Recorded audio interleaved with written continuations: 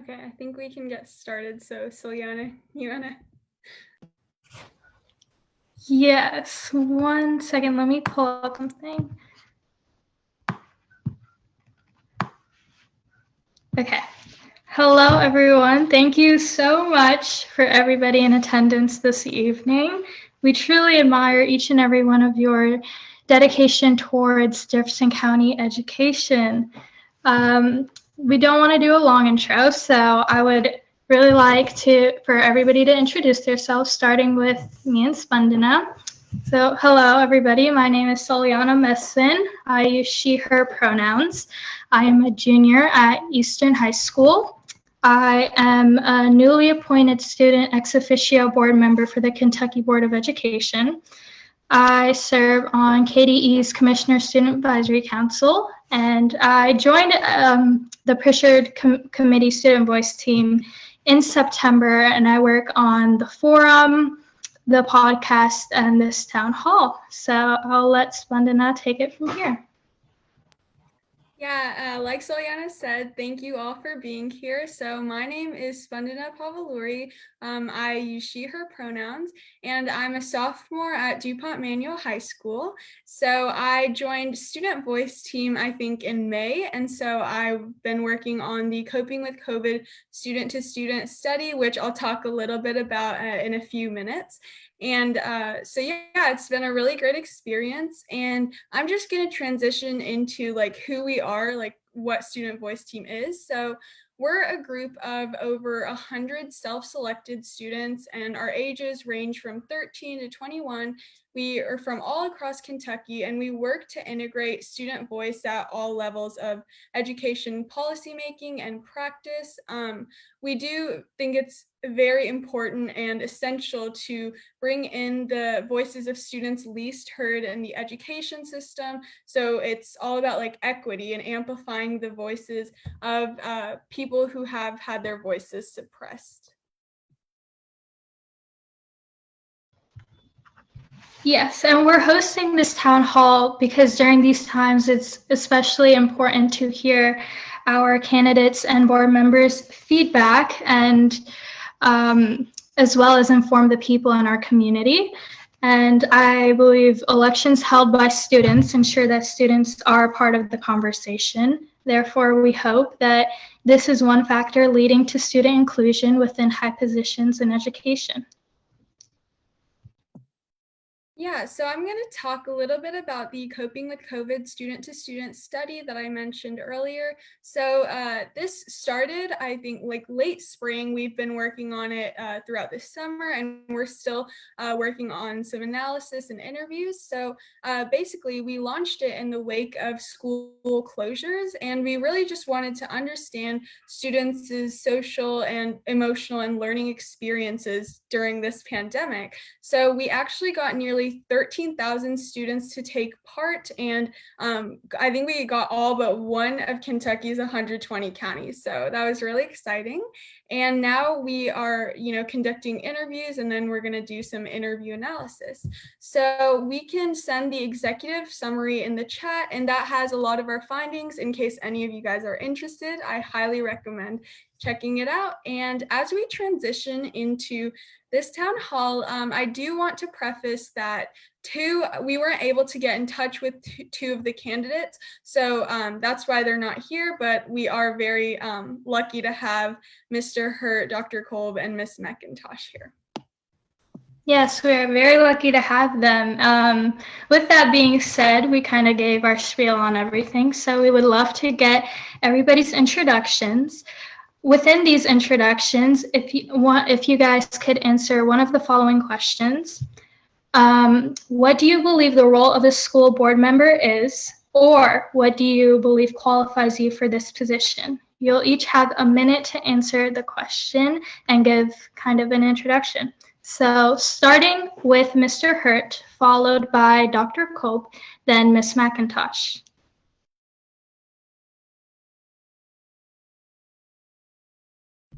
Hello, my name is Jody Hurt. I'm he, him pronouns.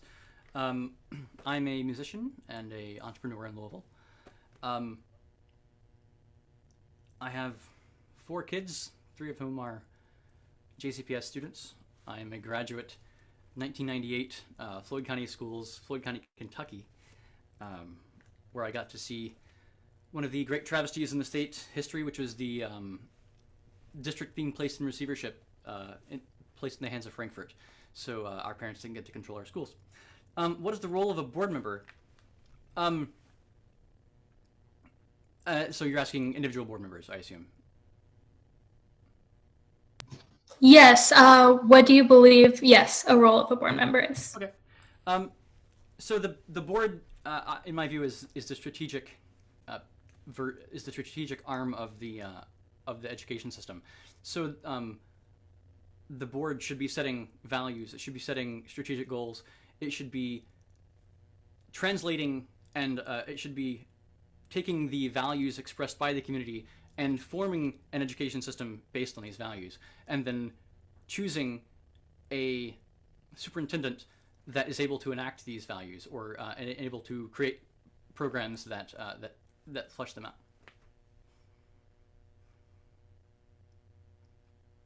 Thank you. Dr. Cole. Thank you. Yes, Dr. Cole. Thank you. My name is Chris Kolb. I'm a JCPS parent and graduate, Atherton High School, 1994. And for the last 11 years, I've taught at Spalding University in downtown Louisville, where I've taught mainly JCPS students. That's where most of our graduates, that's where most of our students come from, though, of course, not exclusively. I use he, him pronouns. So I think Jody actually gave a really good answer to the question about what the role of the school board member is. I think the only thing I would add is that the role of the school board is also to give the superintendent and his or her administration the resources that they need to make those values come to life, and that's one area where we've been lacking recently. So so above that, the school board, as I'm sure everybody on the call would agree, we could actually kind of talk for hours about what the role of a school board member is. It's quite a lot. One of the other things that I'll mention, and then I'll pass it on so I don't talk too long, is taking constituent feedback and effectively communicating that as needed to administration. So, of course, as you might imagine, you get a lot of feedback, and some of it is more worthy of listening to than others. These days especially, we get a lot of highly politically motivated feedback, and about coronavirus especially, and it can be a little bit difficult to discern between what's really an issue that you need to focus on and what's just somebody kind of venting, although I try my best to give everybody as much of my time as I can. It's just not possible, unfortunately, because we don't have any assistants or anything like that. But translating constituent feedback is another really important part of the job. 100%. Thank you so much. Now on to Ms. McIntosh. Good evening. I'm Sarah McIntosh. I use she, her pronouns. I'll speak kind of to the role as well as what I think I bring to it. I think that first and foremost that the role is certainly about, as Dr. Kolb mentioned, being the voice of the parents, of the students, of the taxpayers, and just to the community, and trying to bring all of those ideas to the table and find where consensus can take place, because there are so many differing and sometimes very strong opinions. Ultimately, school system as a whole is really the bedrock of the community. It's going to provide the future workforce, the future leaders, and it's our job to oversee that and make sure that the policies, the budget, are not only transparent, but they're reflective of the community values, the community goals, and that we are doing what is right for the community as a whole. But also we have to focus on the students, which is why I'm so excited to get to speak with you guys tonight. I really miss working with students. I taught middle school and high school in Jefferson County for 16 years, and I have 2 JCPS elementary students currently. And so I feel as though I'm very invested in it, and that we have to make sure that whatever our policies are going forward, whether they deal with curriculum, whether they're budgetary or anything else, that they, again, are reflective of our values, but also that they are moving us forward toward a goal. And we have to make sure that not only are those policies going to benefit others, but that they don't harm others in their application. So whether that means translating into effective classroom resources or pedagogical, I'm trying not to use too much teacher speak, sorry. But, just is the learning right? Are the resources there, and are we using effective strategies that are developmentally appropriate? And so I think having a multi-lens to view those things through is really important for board members to be able to do as well. Yeah, thank you for those wonderful introductions and answers. And it's honestly making me really even more excited to speak with you guys today. So I'm just to explain format a little bit, we're gonna give 1 minute per candidate/board member to answer questions. And then if we get any follow-up questions in the chat, we're gonna try and stick to 30 seconds for those. I mean, obviously we might go over and stuff. These are just like some guidelines so we can try and get to as much as we can today. And so if anyone does have questions, you can put it in the chat. If you want, you can just send your name and then we can call on you to unmute yourself and ask directly. Or if you'd prefer not to do that, you could just send your question directly in the chat. And we will have orders for the questions just for a little bit of structure, but obviously we want this to be as much of a discussion as possible. Yes, I completely agree. So now I will introduce the segments that contain the topics of discussion. First will be reopening plans. Second is the coping with COVID study. Third is teacher support. Fourth is budget allocation plans. And last but not least is call to action. The order of who goes when will be displayed in the chat.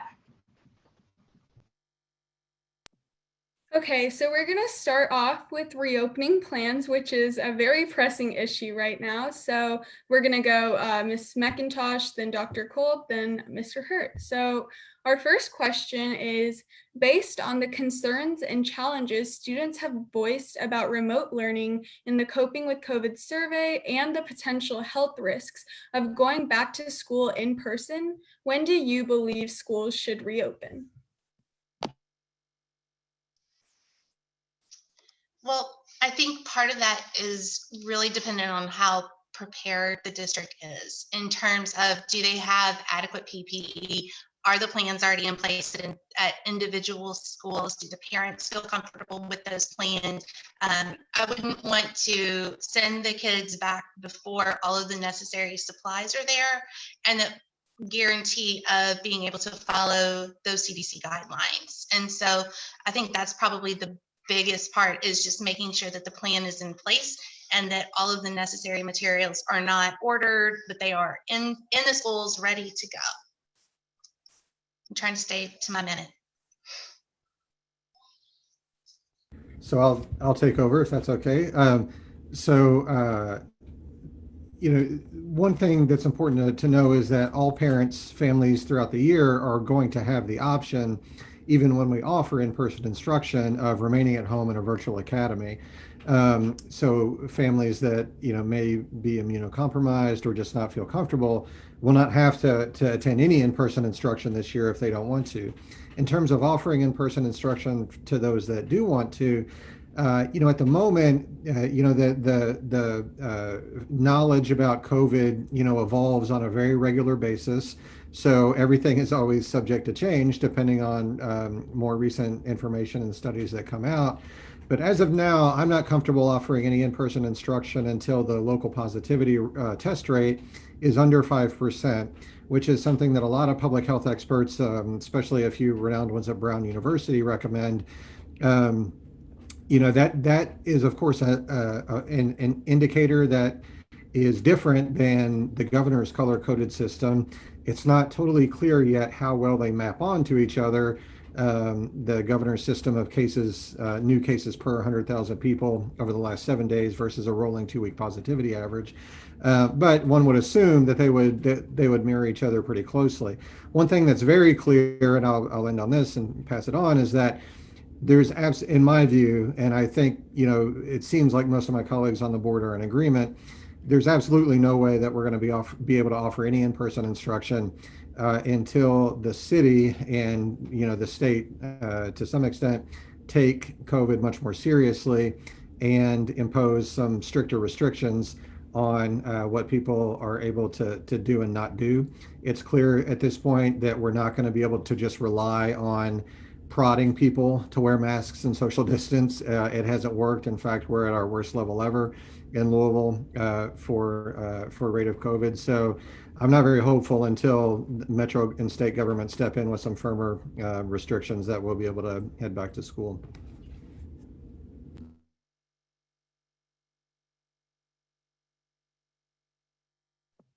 Mr. Hurt, you're unmuted. I mean, you're muted. You forgot our hand signal. So short answer, long answer. Short answer is 5% maximum at a positivity rate, right? We have to be below that. And I would venture to say that just in a sense of letting parents plan, I would go ahead and say that let's not have school until the vaccine is readily available. Like, we're thinking maybe April or May, right? So it's not going to be anytime soon. Let's let people plan for that, and let's get it out there.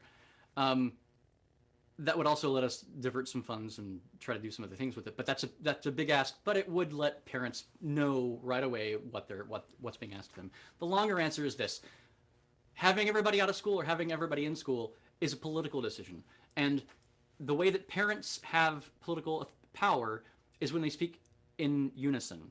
And they don't, as Dr. Kolb has mentioned, we haven't done a great job of feeling the pain of this virus and accepting the reality of it.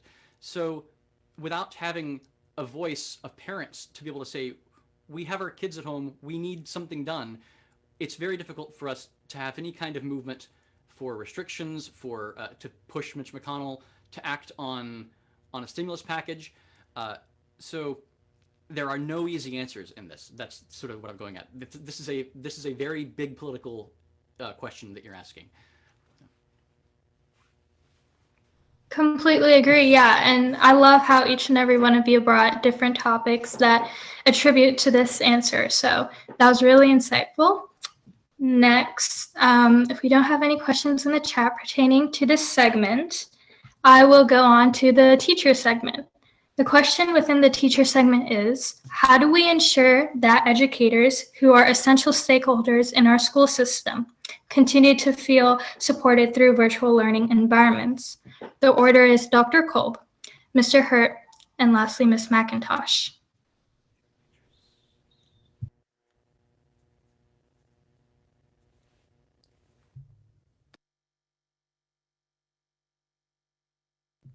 Uh-oh. It appears we may have lost Dr. Kolb. Yes, if you can go on, Mr. Hurt, just to save time. Will do. We can get back. I was trying to write down the question. Would you mind repeating Oh, that? yes, of course. How do we ensure that educators who are essential stakeholders in our school system continue to feel supported in virtual learning environments? Okay, great. So I'm a big fan of Dr. Ken Robinson, who just passed away last month, perhaps. And one of his ideas is that education, what teaching is the transaction between teacher and student. It's not the mode of transaction. It's the actual relationship that happens. So teaching can happen on any platform. It can happen one-on-one, it can happen online, but what's important is that we don't get between the two and stop that interaction, right? We need to make sure that we facilitate that relationship, not detract from it. If putting tech between the student and teacher is causing problems, then we need to get rid of it. So that is a big question for teachers. What do you want? What do you need? How can we help you? And largely, my answer to that is to get out of their way. Welcome back, Dr. Kolb.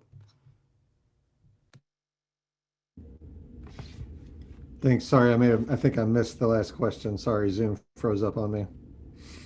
That's completely fine. The question is, how do we ensure that educators who are essential stakeholders in our school system continue to feel supported in virtual learning environments? Is it my turn? Um, Yes. I mean, that's a really, really hard question, and a really, really important and really hard question. I think, one of the things that I think Dr. Polio and his team have done a good job of is letting people know that, we don't expect you to be perfect at this. You're having to learn a completely different pedagogical practice that some of you may have zero experience with virtually overnight. As a parent, of a kid that does NTI every day, I know firsthand, as I'm sure many, if not all of you do on this call, that the technology, frankly, as advanced as it is and as good as it is, just isn't where it needs to be for this to be effective. I mean, every 30 seconds, literally, I'm not, exaggerating, there's some either technical glitch or lack of technical knowledge, on my son's instructional time that, interrupt. And I have no idea how his teacher remains so patient and calm with all the kids, but she does a wonderful job. I think it starts with letting teachers know that we're not going to ask you to go back to the classroom, until it's safe, or very relatively safe, but very relatively safe, if that makes any sense. And also that it's going to be very easy for you to get a waiver, if you're not comfortable going back into the classroom. And then we just have to be there for them as much as we can, and that's really hard because we rely on school level leadership, to make sure that their teachers are supported. Many schools are very, very good at that, and some schools need a little coaching, in that. So that's that it needs a longer term fix to make sure that we have people in schools that are first and foremost about teachers. I mean, and I'll end on this. One of the things that Dr. Polio said in his interview that really impressed me was that he thinks that there are two types of employees in JCPS. There are teachers, and then there are people that support teachers. And I think everybody needs to have that mindset. And if we do, we'll be a really successful district.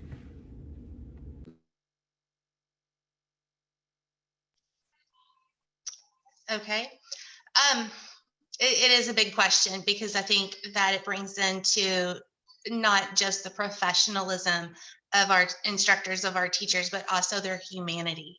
We know, and I think it was Mr. Hurt that mentioned it, that we know there's so much research out there that tells us that one of the most important things to having an effective teacher is the relationships that they're able to build with their students. And I think a lot of our teachers are feeling quite overwhelmed, honestly, with not only learning a new platform, learning a completely new way of delivering the material, but also finding those unique and meaningful ways to be able to connect to their students virtually. So I think one of the first things that we have to do is provide consistent expectations.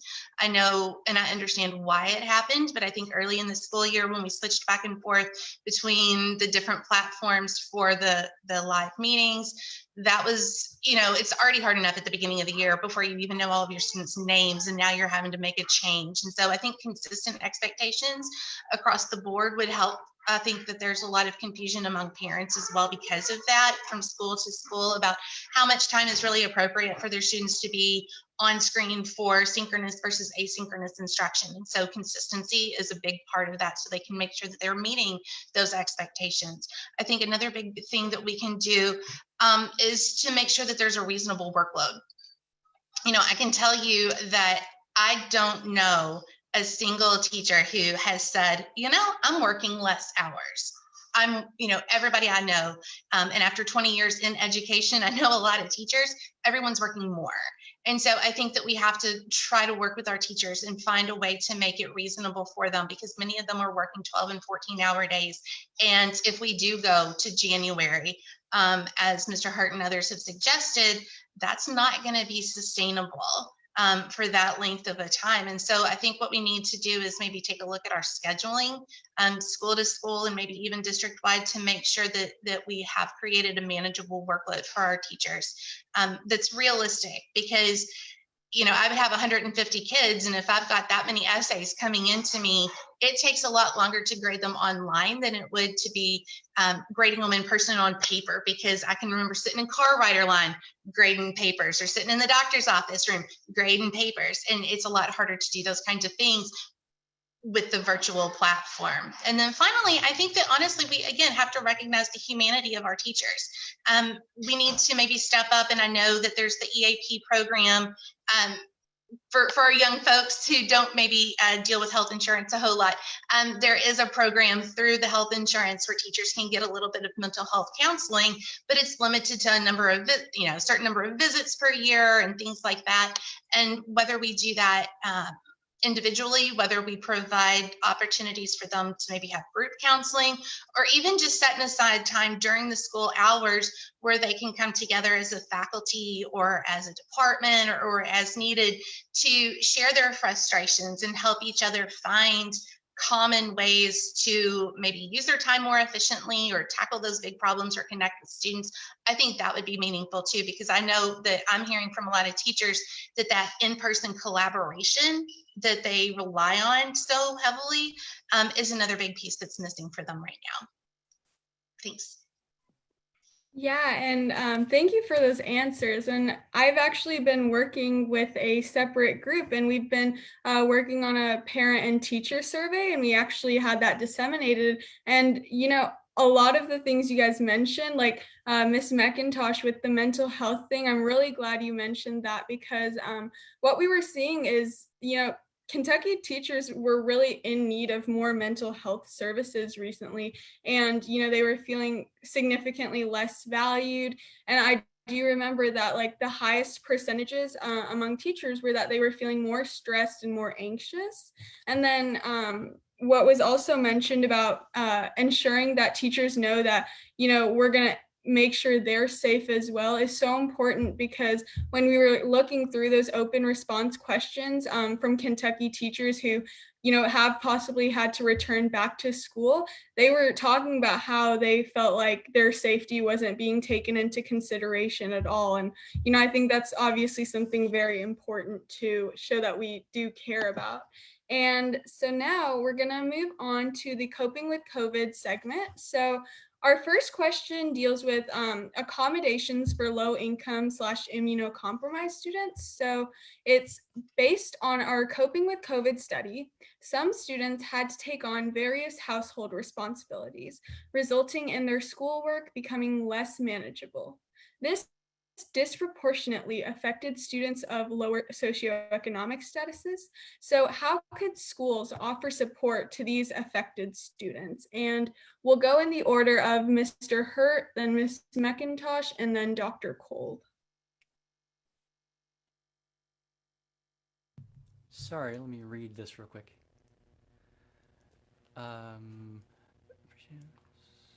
Okay.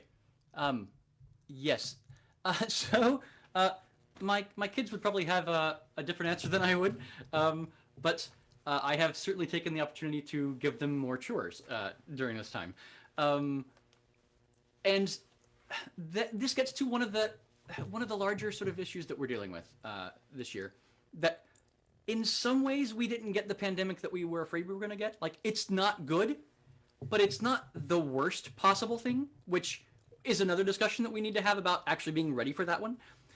But one of the things that we've been able to do is to look at our lives and reevaluate what we're spending our time on.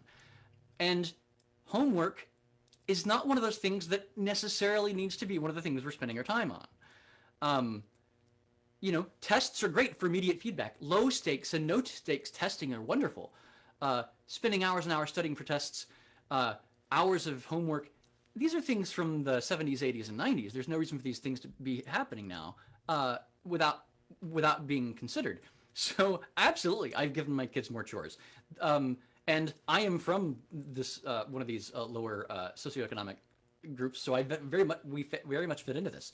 And I think the way that we do it is that we remember that we are people, that our jobs are not to turn in things. Our jobs are to grow and to develop.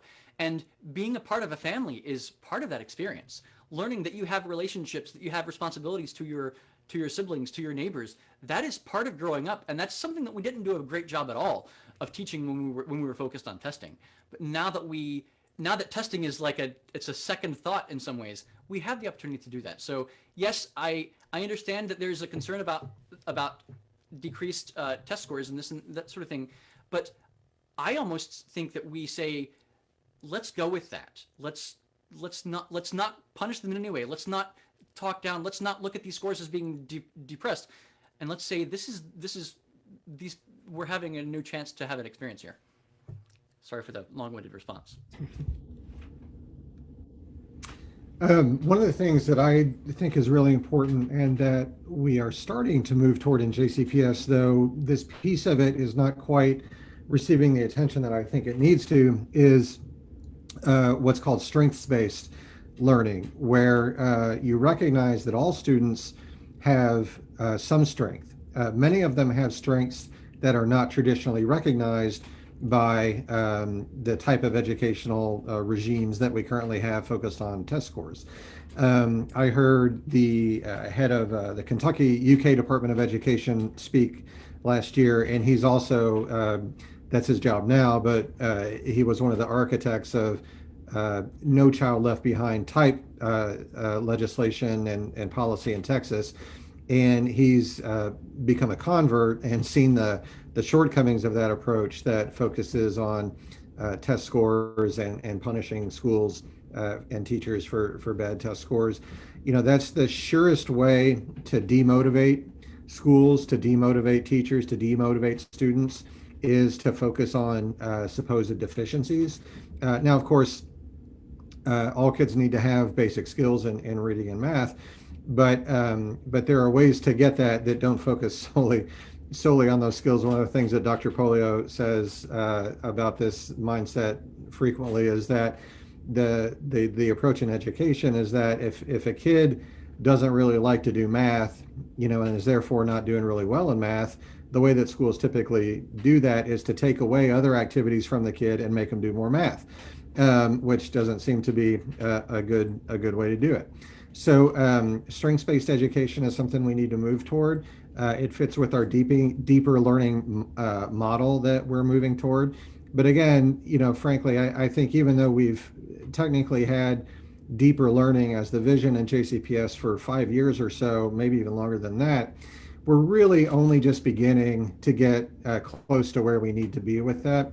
JCPS is a huge institution, and it takes longer to change than any of us, I think, would like. It's very frustrating at times. But we are making progress. We just have to keep at it in order to do that, and make sure that students know that we're not trying to fix them.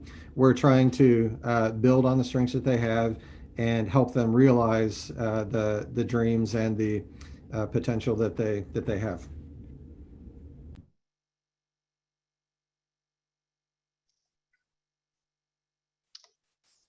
First, I agree with everything both gentlemen had already said, so I just want to kind of build on that a little bit. I think when we come back, we're going to see students dealing with a lot of trauma, whether it's from isolation or community events or whatever it is.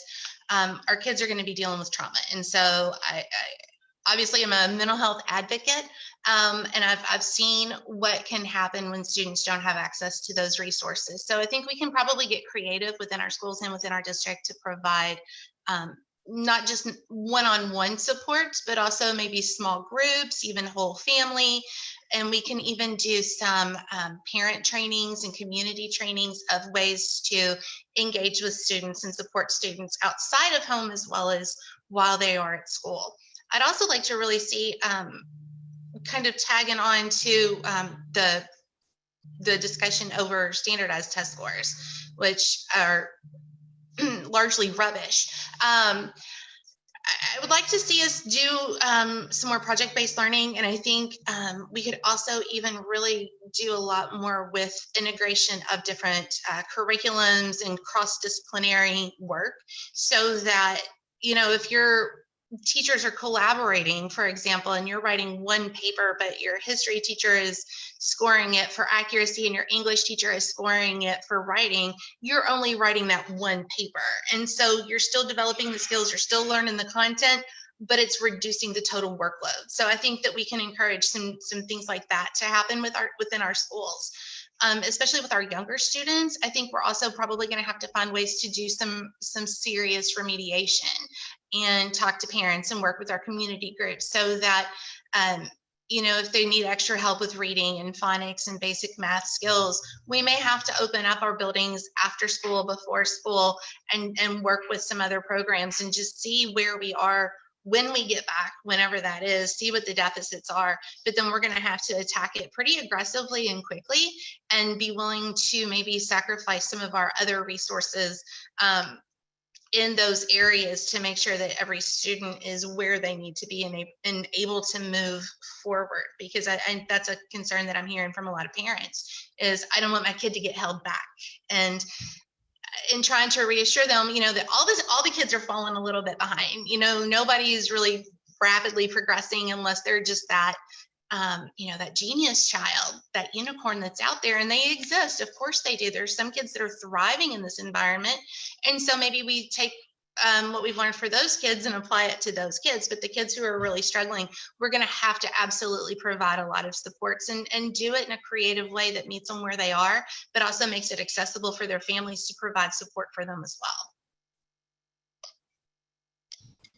Yeah, definitely. I love how each and every one of you kind of came from this standpoint of empathy, and you recognize the struggles of students, and whether it's emotionally through your own families or just as, a leader within education.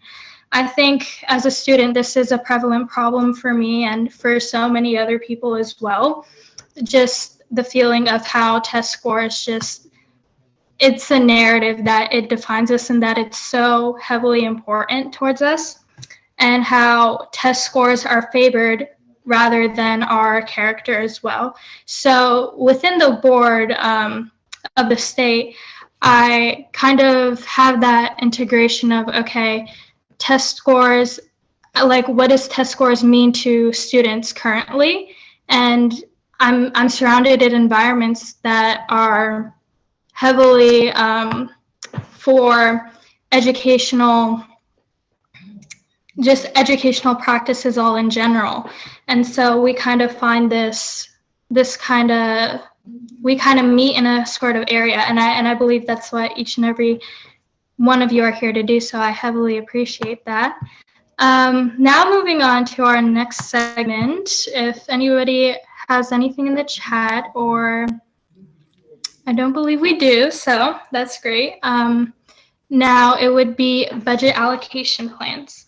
Our first question for budget allocation plans is, what are your priorities in terms of infrastructure, personnel, and resources, and how would they be integrated in the Jefferson County budget? The first person who will go is Ms. McIntosh, followed by Dr. Kolb, and then Mr. Hurt.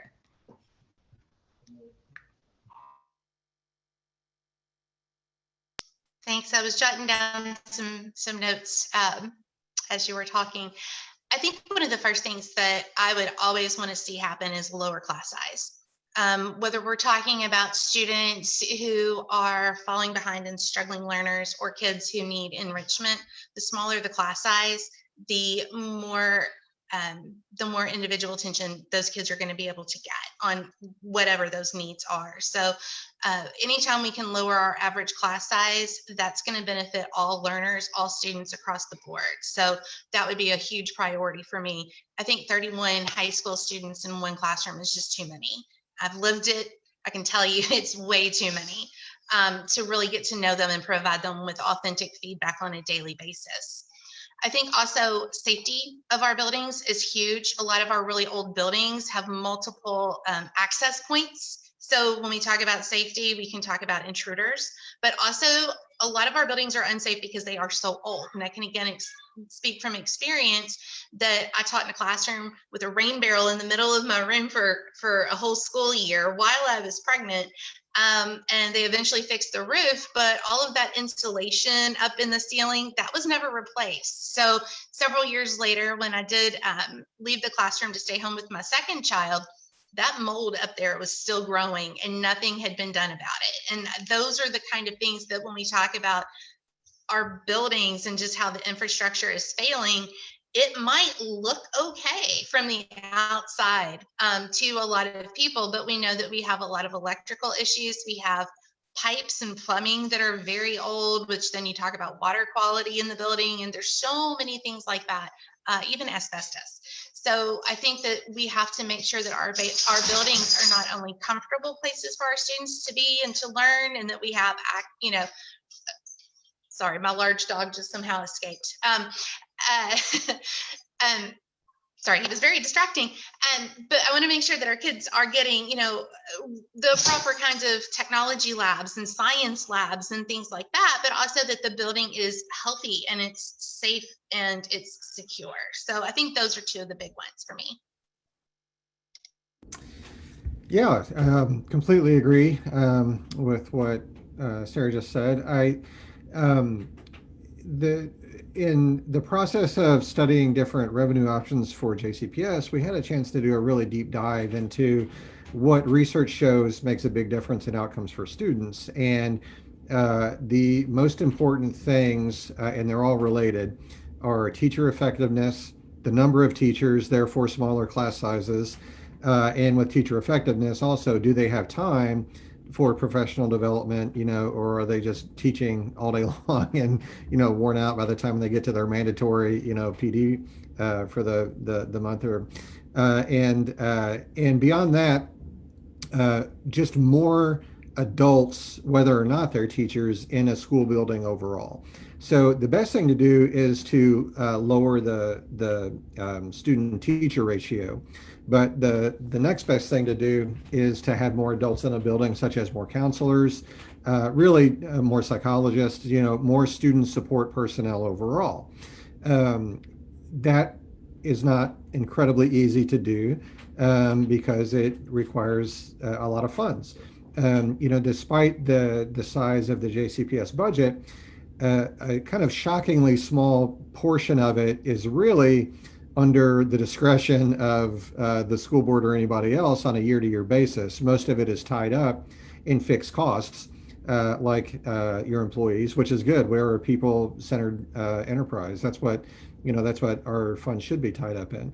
But the state of our buildings, many of our facilities, is just absolutely embarrassing and shameful. I mean, there are multiple buildings, school buildings, that every time I see them, it just makes me so embarrassed that we have to ask our kids and families to go to school in facilities that look like this. So we've got to prioritize investing in our teachers and investing in the services that students need that will help them succeed, like more support through more counselors and psychologists and other medical services that they need.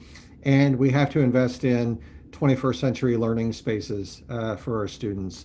It's really what schools all over the country, districts all over the country are doing.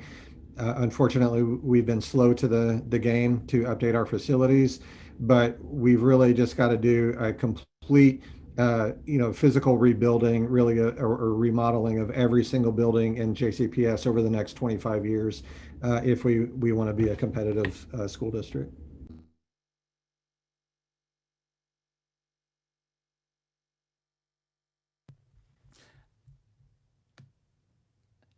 So, just as a meta discussion here, this discussion could be 3 hours long, right? So, just so we're all kind of on the same page. Budgets are priorities, right? So budgets are expressions of your priorities.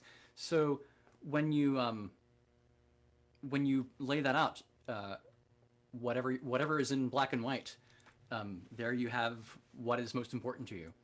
And I ascribe to the Maslow's hierarchy of needs theory, where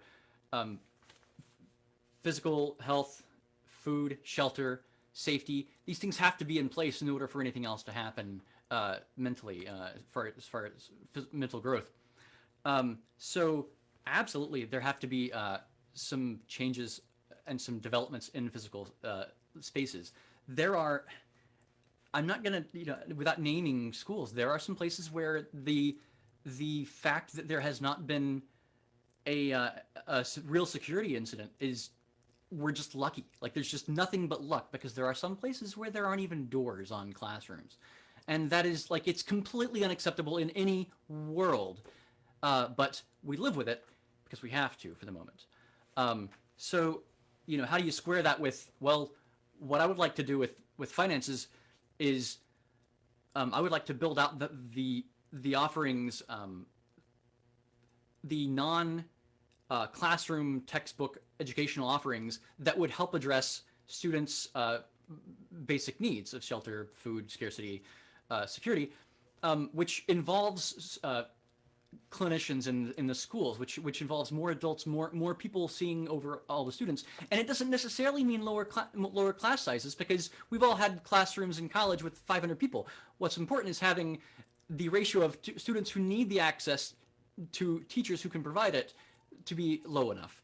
And this is a very big part of the conversation where we're talking about a system that is 200 years old, and my 3-year-old says he has candy. So I'm gonna stop there. We got 5 bags of candy.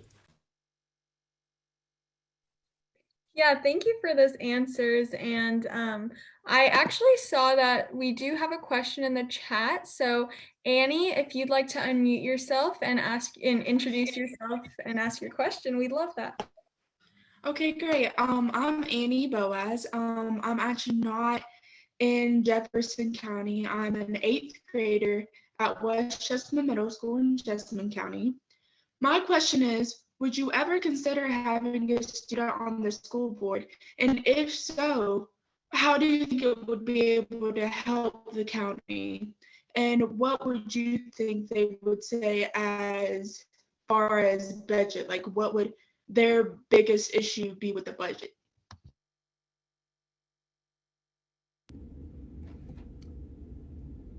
I can go first. Is there an order for this one, or?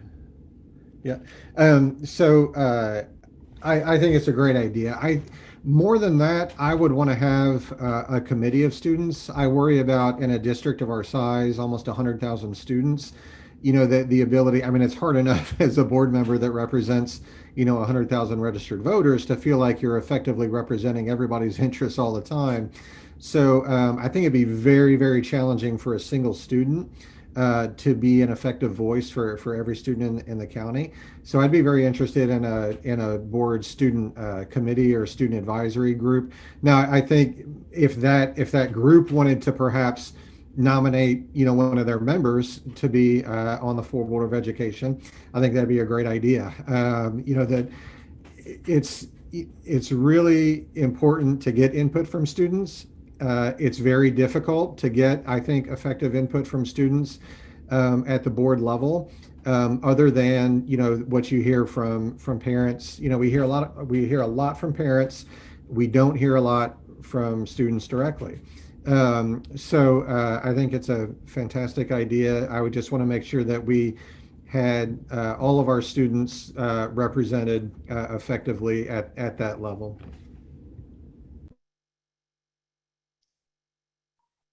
And I would agree with that. To make sure that all voices are heard, that it would be difficult to have just the one, but I would love to see I know most of our high schools have a student council or a student senate or student government. I know they call them different things in different places.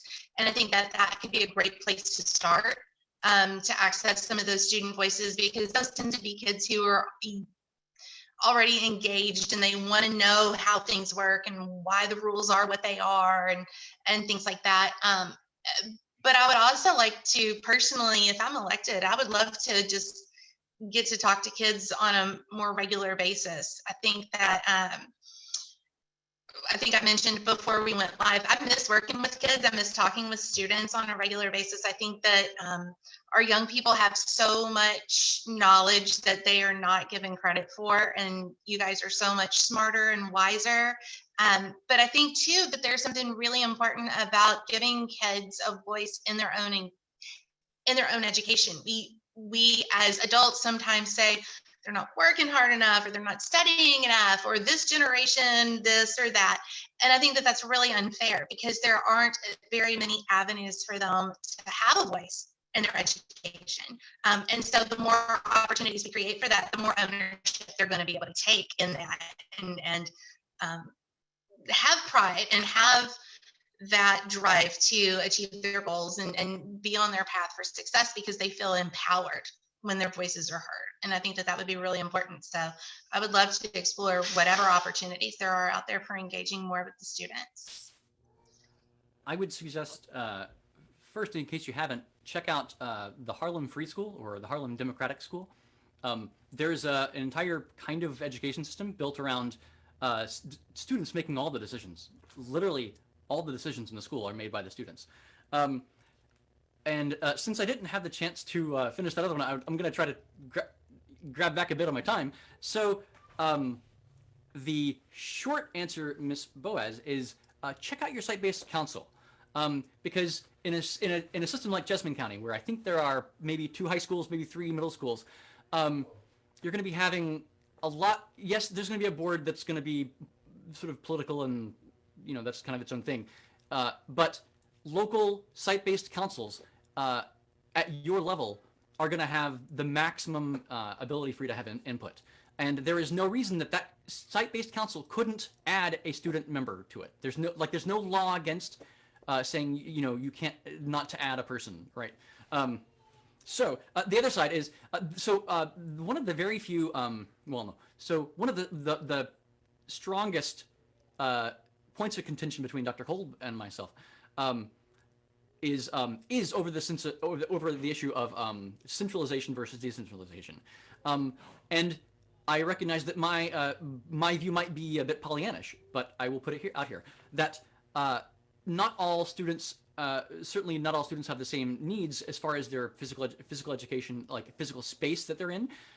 So I would like for us to allow site-based councils throughout the district to make decisions about what kind of facilities they are going to be, so that we open up those options for students without having to try to do it from the top. If we're able to allow some students to have the option to not go to school but once a week, and go to school once a week, take tests or get their lectures, and go be part of their family for the rest of the week.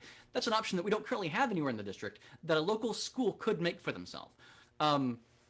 And that's sort of that's how I would get around the problem that we are short on money, and they've taken a step towards, we've got it on the ballot this fall. So my way around the shortness is to open up the options for those facilities. So that's my. Sorry for the interruption. No, you are good. Thank you guys for answering that question. And it was great to see that you guys are interested in having that student involvement and, being part of the student voice team. That's exactly what we stand for, exactly the type of representation we think that students should and need to get. So that was definitely very great to hear. And hearing about how you guys think student voice is important is obviously very, very meaningful to us. And so we're nearly finished up with questions here, but I'm gonna ask this call to action question. So within Jefferson County, there are students of different socioeconomic backgrounds and students with varying educational abilities. How do you plan to incorporate the needs of all your students into your decision making? And I know you guys might have hit on this a little bit in that last response, but we just wanted to have a question dedicated specifically to that because it's just really important to address. So the order for this is Dr. Kolb, then Mr. Hurt, and then Ms. McIntosh. Thank you. And if I don't get to say it at the end, thank you so much for hosting this. I really appreciate the invitation to participate in the work that went into it. You've done a fantastic job, a better job of having a Zoom forum than any adult that I've run across. One of the things that the research is clear on too is that if you tailor your focus to the kids that have the most need, in your school system. It is going to benefit them a lot, but it will also benefit everybody else. So the things that I mentioned earlier, like smaller class sizes, more counselors in school, um, uh, these things benefit all students, but they benefit the students with the most needs the most. And beyond that, beyond the research showing that that's the most effective thing to do, is that we are a public school system. Our job is not to give every child the same thing. Our job is to allow every child to be successful. And some kids need a lot more, many more resources and a lot more help to do that because they come from far less advantaged backgrounds than many other students. So that's my answer, is that you tailor your approach to the kids in your district that need the most, and everybody is going to benefit from it.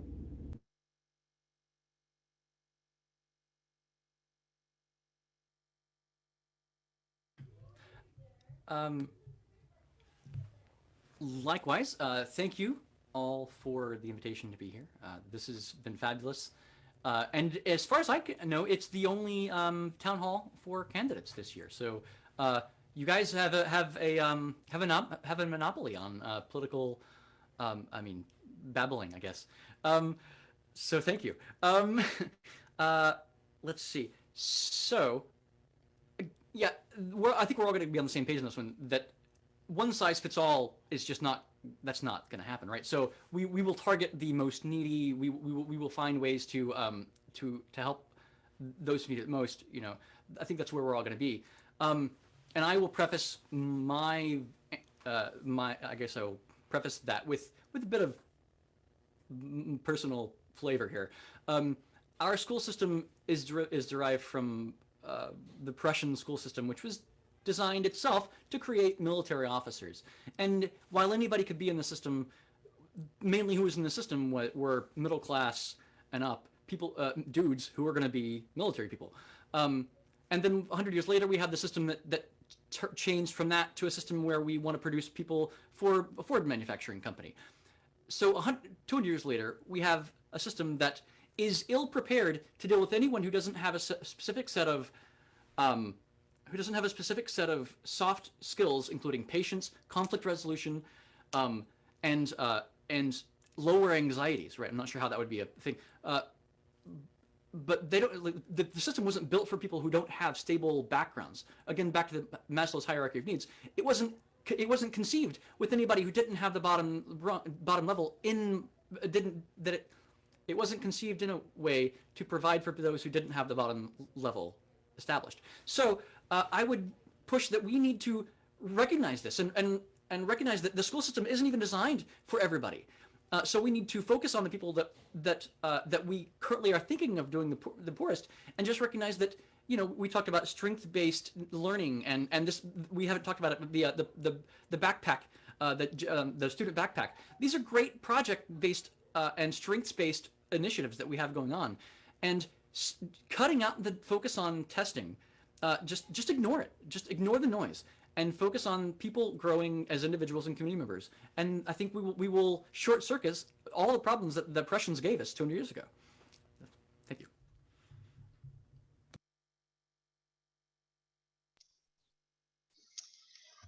I don't want to be repetitive because I do agree with some of what was said by both gentlemen yet again. But I'd like to see us maybe build on the REAP protocol that the district is already using when they run through policies. And this is something that I worked on as an SBDO member at my daughter's elementary school, where things, your policies, your budget decisions, things like that, you go through and you analyze them to make sure that there aren't any unintended consequences for your most vulnerable students. And I think we can expand that a little bit to make sure that we're also talking and looking at our IEP students, 504s, ELLs, just any student who fits outside of that neurotypical, average student. and make sure that whatever our policies are, whatever our actions are, that we're removing barriers, that we're not creating new ones for a new group of people. I think that that's really important. I think when we talk about how we address all of these different needs, one of the things that I've long advocated, long before I filed for school board, was that we need to eliminate disparities in course offerings at our different schools. And so, for example, we should not have one school with one program if that program is very popular or very successful. Because if we have a lot of students who want to participate in it, but they're not able to, then we're not accommodating whatever their needs are. So whether that is a school like Churchill Park, if we have a need for another school like that, if we have a need for more MST magnets for high school students, I think we should do those things at all of our schools. I don't want to eliminate anything. I want to build on what we have. And so I think when you do that, you're going to be able to bring your community together around your school, but you're also going to be able to address all needs of all students who oftentimes, and this gets overlooked a lot in the discussion, sometimes that kid with the IEP is also a gifted and talented student.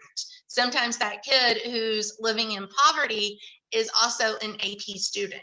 And so we have to be very careful that we're not discriminating economically based on what offerings our schools have. And so if we make that more uniform to cover all of the different levels at each high school or each middle school, or at least zone it out a little bit more throughout the district so that more students have more opportunities and more access to diverse programs, then we're going to be able to hit all those needs as well.